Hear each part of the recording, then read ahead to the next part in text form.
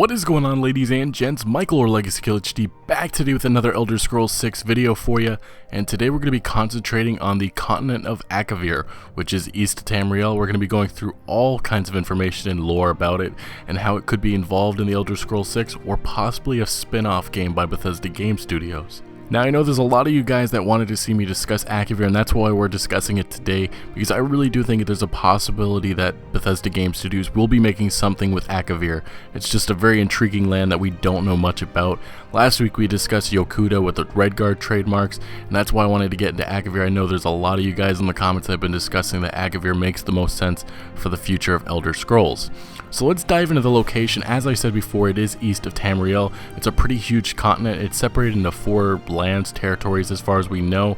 We have Kamal, we have Tsaesci, we have Tangmo, and Potun, if I believe I said that right. And each territory actually has a distinctive race that belongs to it, the political factions I should say, and we're actually going to be discussing them and how they've had a huge impact on Akavir and Tamriel, and that's what we're actually going to be going through and how they could have a future in the next Elder Scrolls games to be. Now we're going to begin with the Snow Demons of Kamal. They resemble giants made of snow with huge crystals sticking out of their backs. What we know history-wise is that in the mid-Second Era, their king led a huge naval invasion to Tamriel, which they landed by the city of Windhelm, which they took easily, but they were fought off by the Ebonheart Pact, eventually being defeated. And we don't know much about the Snow Demons of Kamal, except for the fact that they have a very big hatred towards the monkey people of Tangmo, and they actually, I guess, thaw out one day, and they pretty much destroy them, but they don't destroy them enough to wipe them out. But to our next race, we have the Serpent Men of Tsaesci. They are the largest of Akavir, not most powerful, but it's rumored that men were all eaten by the Tsaesci, but they may not actually be literal, but we'll get into that a little bit later. They are a race of snake vampires and or humans, and they have a very big role in the Elder Scrolls games. They pretty much probably have the biggest influence into Tamriel of an Akaviri race. Late in the First Era, Tamriel was actually invaded by the Tsaesci, but the invasion was halted by Raymond I and his armies. The Akaviri forces were destroyed, and those who remained living were offered amnesty to fight for the Empire. The Akaviri who accepted later played important roles in Tamriel's growing society, such as the Blades formation.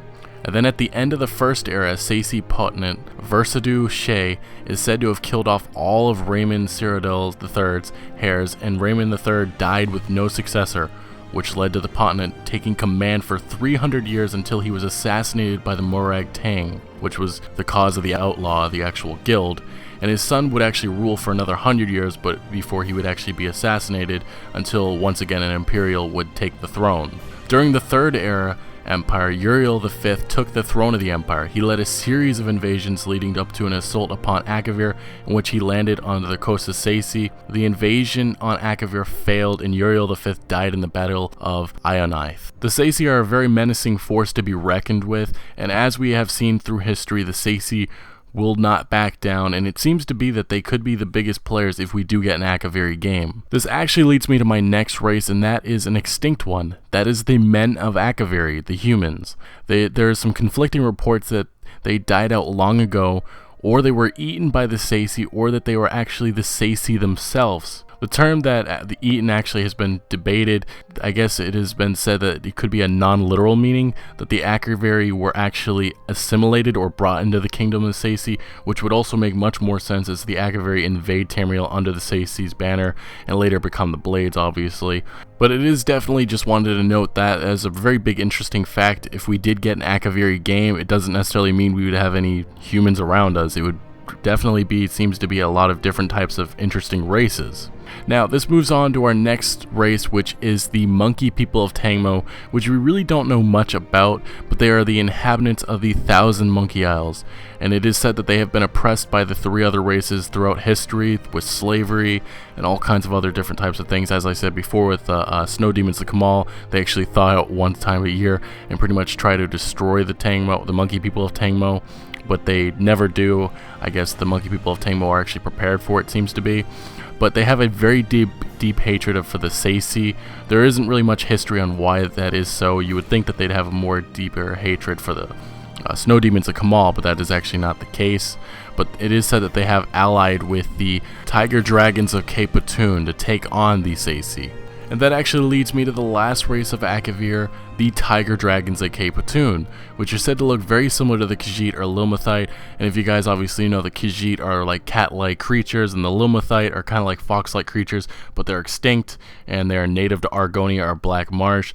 Maybe someday we actually get an appearance of them. That'd be pretty cool. But through concept art, pretty much we can make out that the tiger dragons are pretty much like tiger creatures in a sense, kind of looking a lot like the Khajiit or the Lilmuthite, like I said before. But we know that the tiger dragons of Platoon are ruled by the Tosh Raka, who is the only known of his species to be able to morph into a dragon, which a lot of them see him as a god now. Tosh Raka actually envisions destroying the Tsaesci and taking over Akavir and then invading Tamriel. And currently they're actually at war with the Tsaesci for control of Akavir. The result of the war that they've been going through is actually suffered a lot. They've lost all of their dragons. They've all been killed off throughout Akavir. And each race has actually been weakened by this war. And it's said that they have actually gained the war because of Tosh Raka's ability to transform into a dragon, and he's actually become the Tiger Dragon Emperor.